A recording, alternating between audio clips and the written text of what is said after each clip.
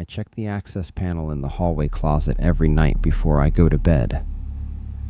I stand in the hallway with my hand on the closet door, and I count to 3, and then I open it, and I move the coats aside and I look. I do this in every place I have rented since. I do it even knowing that what I am almost certainly going to find is nothing. A dark closet, a back wall, a panel sitting flush in its frame, latched, undisturbed. I do it anyway. This is why. I moved into the house in early spring, after a job transfer that happened faster than I was prepared for. It was a rental, a small craftsman, 1940s, 2 bedrooms, 1 bathroom, hardwood floors worn at the center from decades of foot traffic, and tight at the edges where no one ever walked.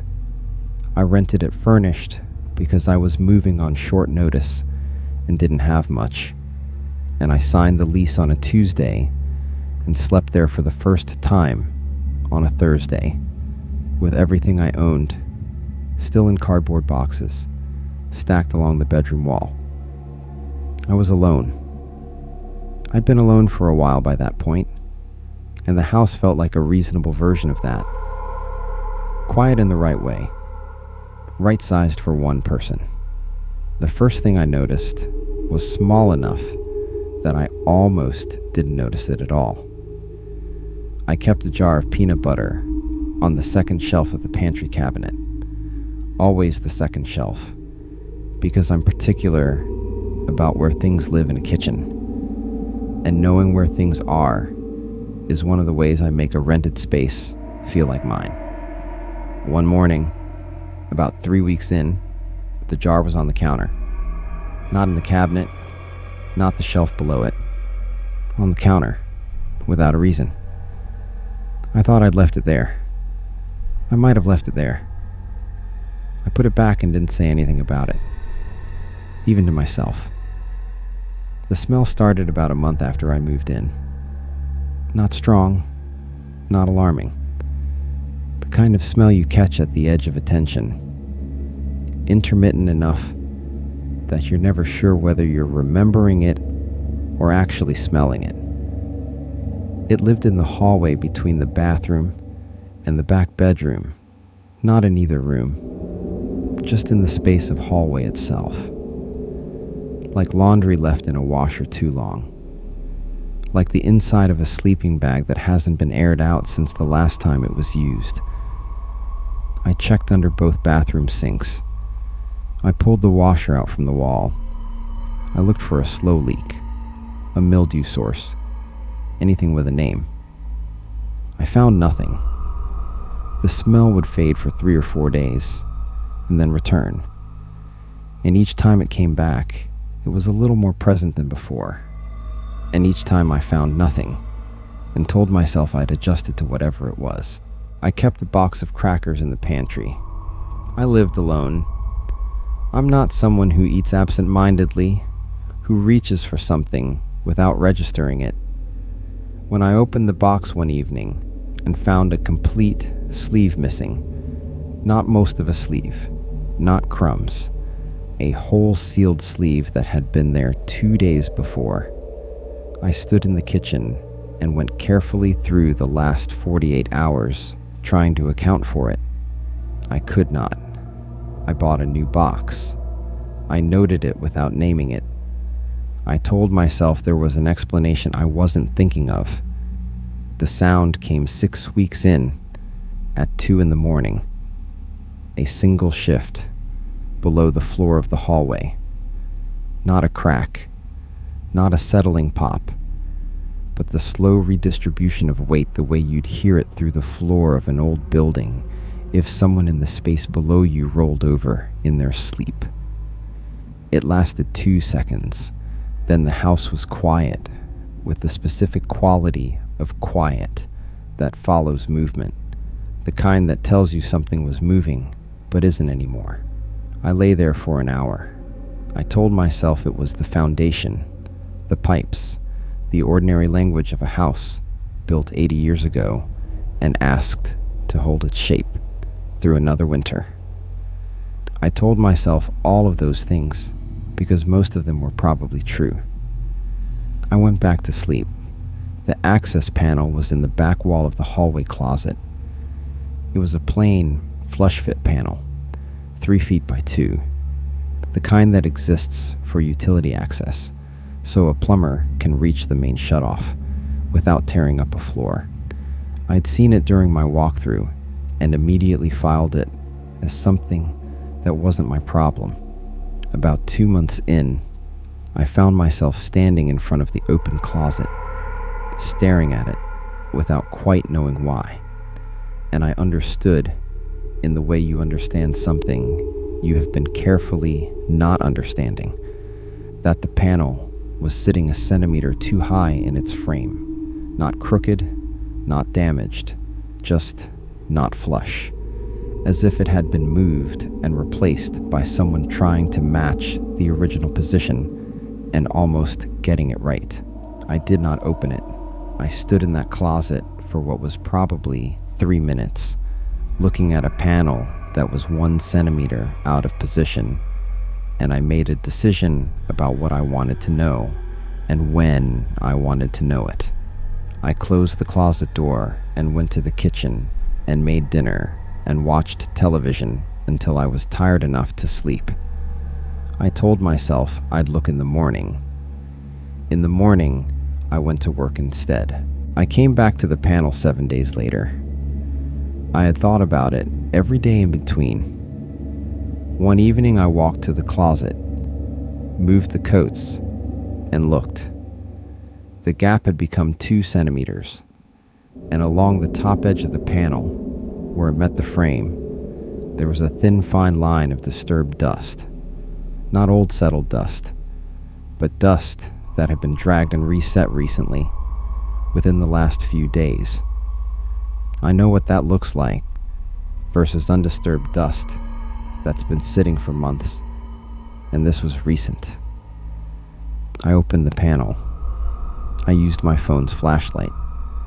The crawl space extended under the hallway in the back bedroom, 6 feet high at the center, tapering toward the foundation walls, concrete piers at intervals, and against the far foundation wall, in the corner furthest from the panel, there was a piece of cardboard, folded deliberately, twice, into a rectangle the size of a twin mattress, with a crease pattern that told me it had been folded and unfolded many times.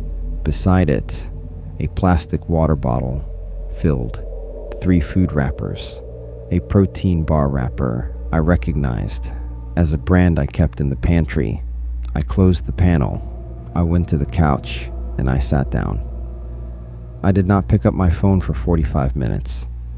I sat and I looked at the wall, and I went through every wrong thing from the last 3 months. The jar in the wrong place, the smell, the sound at 2 in the morning, the crackers, and I understood that none of them had been wrong in the way I'd thought they were wrong. Then I called the landlord. He told me I had raccoons or a possum, and he'd look into it.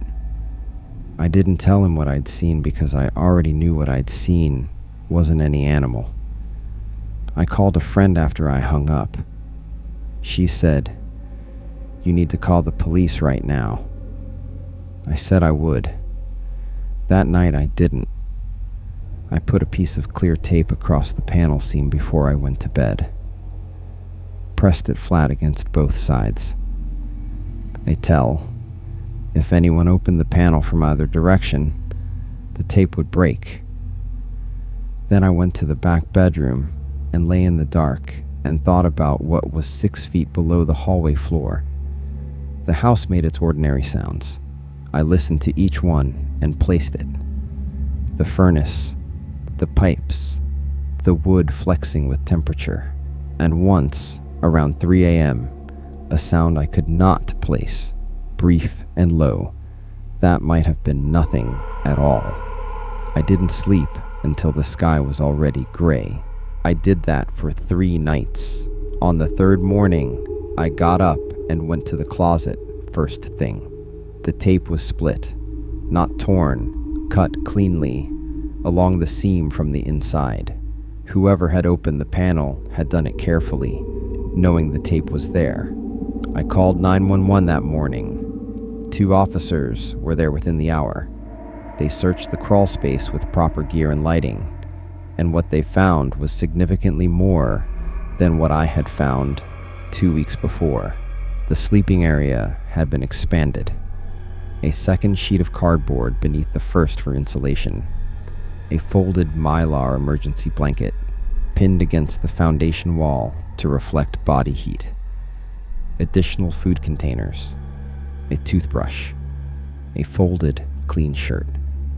An extension cord running from a wall outlet inside the crawl space to a phone charger, plugged in and connected to nothing at the moment they found it. There was also a photograph, printed on plain white paper, folded once, tucked into the corner of the cardboard mat where it met the foundation wall. One of the officers held it up for me to see. It was taken from below, looking up through the slats of a floor vent. A long exposure, slightly soft at the edges. Into the back bedroom. There was a figure asleep in the bed. It took me a moment to understand that the figure was me, because I had never seen myself sleeping before, and the angle was from below, and the light was the particular gray of a phone camera at 3 in the morning, and for one full second, I genuinely did not recognize my own shape in my own bed. The officer who spoke with me afterward chose his words carefully. The photograph's file had embedded metadata from the device used to capture it. The timestamp placed it 5 months after I had moved into the house. I had been living in the house for 9 months when I called the police that morning. Someone had been below me for at least 5 of those 9 months before I noticed a single thing that I couldn't explain away. They were gone before the officers arrived. No identifiable fingerprints. The case was documented and filed, and as far as I know, it remains open under a number. I found out after I broke the lease and moved, which I did within the week, that the tenant before me had called the landlord twice during her 8 months in the house to report sounds under the floor she couldn't explain. One call in her 3rd month, one in her 6th. Both were logged in the landlord's records. Neither one was investigated. She had lived there 8 months. I lived there 9. The person beneath the floor had been living there for some portion of both our tenancies, and neither of us had been able to name what we were hearing until one of us finally opened a panel and pointed a light at it. I check now. Before I sign anything, I ask to see every utility access point in the space. I walk the property with a light before I move a single box in. I check every crawl space panel, and every attic hatch, and every basement door. And I look at the fit between panel and frame. And I look for the specific thin line of recently disturbed dust along the top edge that tells you whether a panel has been worked open or whether it has been sitting undisturbed for as long as the house has been standing. I have checked 15 panels since that house. 14 of them were exactly where they should be, sealed tight, square, in their frames. I checked the 15th one anyway. I know now which sounds are the house settling. I know now which ones weren't.